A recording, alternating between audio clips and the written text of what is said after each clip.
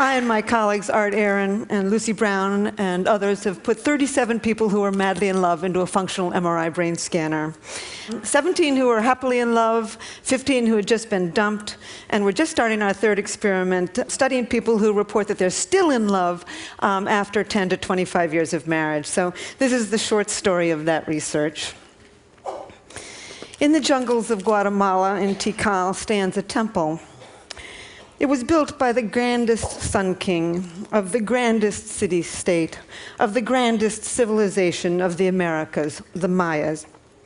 His name was Casacanchawi. He stood over 6 feet tall. He lived into his 80s, and he was buried beneath this monument in 720 AD. And Mayan inscriptions proclaim that he was deeply in love with his wife, so he built a temple in her honor facing his. And every spring and autumn, exactly at the equinox, the sun rises behind his temple and perfectly bathes her temple with his shadow. And as the sun sets behind her temple in the afternoon, it perfectly bathes his temple with her shadow. After 1,300 years, these two lovers still touch and kiss from their tomb. Around the world, people love. They sing for love, they dance for love, they compose poems and stories about love, they tell myths and legends about love, they pine for love, they live for love, they kill for love, and they die for love. As Walt Whitman once said, he said, "Oh, I would stake all for you." Anthropologists have found evidence of romantic love in 170 societies. They've never found a society that did not have it. But love isn't always a happy experience. In one study of college students, they asked a lot of questions about love, but the two that stood out to me the most were, have you ever been rejected by somebody who you really loved? And the second question was, have you ever dumped somebody who really loved you? And almost 95% of both men and women said yes to both. Almost nobody gets out of love alive. So before I start telling you about the brain, I want to read for you what I think is the most powerful love poem on earth. There's other love poems that are, of course, just as good, but I don't think this one can be surpassed. It was told by an anonymous Kwakiutl Indian of southern Alaska to a missionary in 1896. Here it is. I've never had the opportunity to say it before. Fire runs through my body with the pain of loving you. Pain runs through my body with the fires of my love for you. Pain like a boil about to burst with my love for you. Consumed by fire with my love for you. I remember what you said to me. I am thinking of your love for me. I am torn by your love for me. Pain and more pain. Where are you going with my love?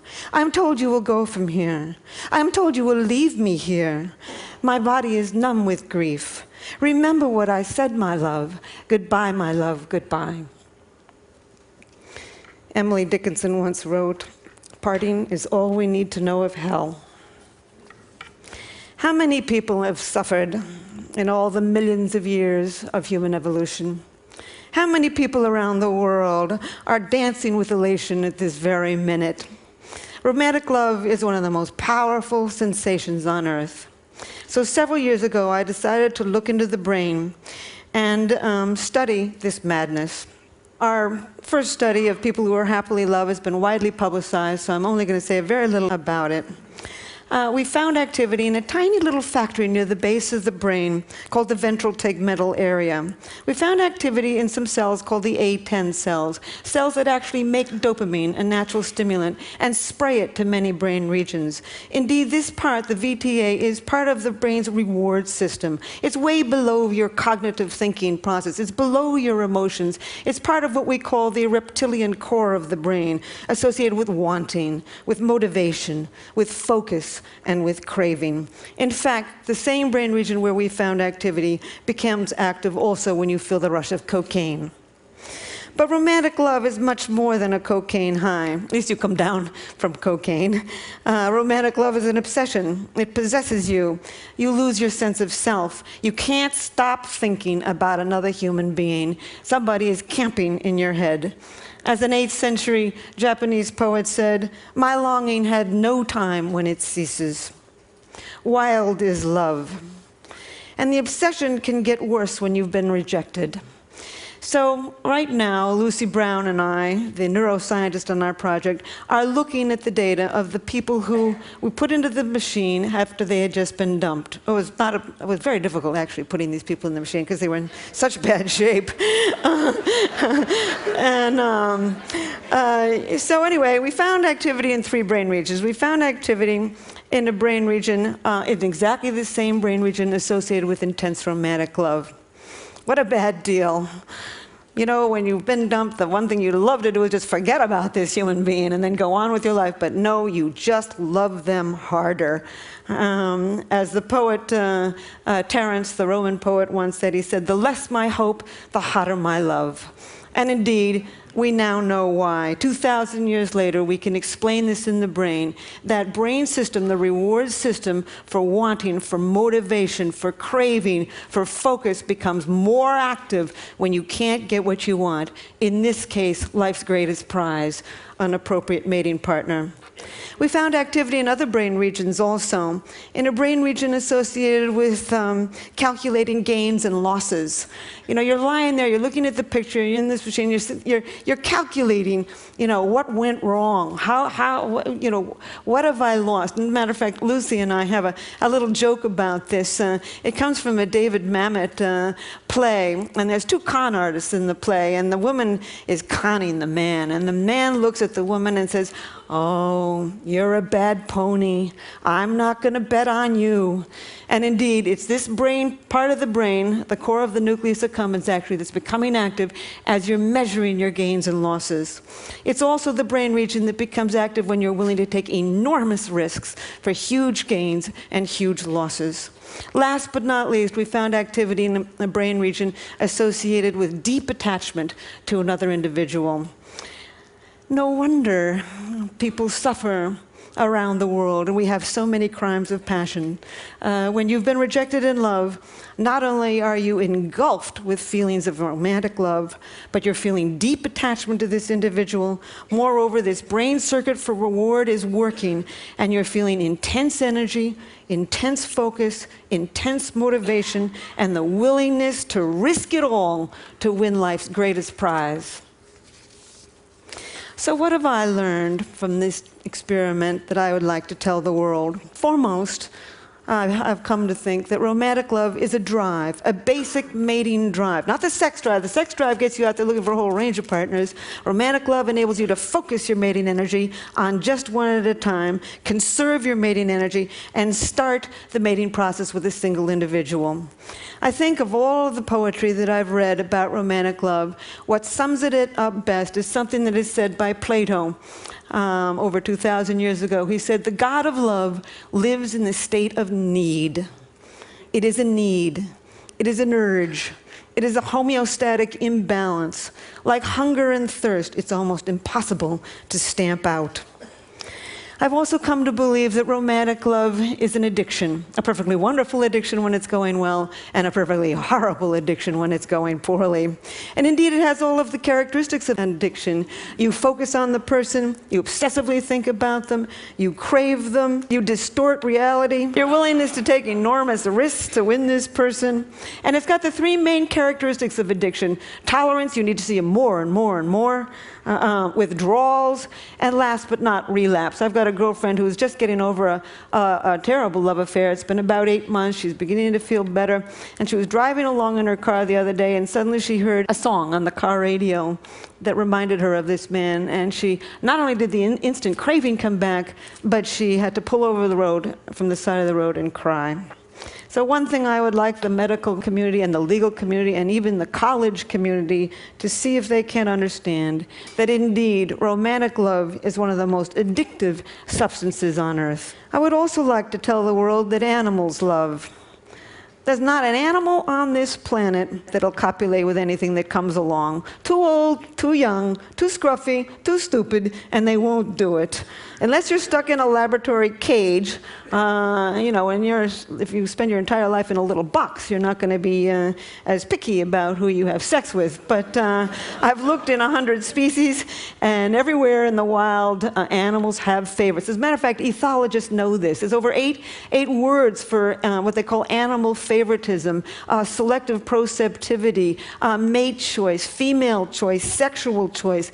And indeed, there are now 3 academic articles in which they've looked at this attraction, which may only last for a second, but it's a definite attraction, and this either the same brain region, this reward system, or the chemicals of that reward system are involved.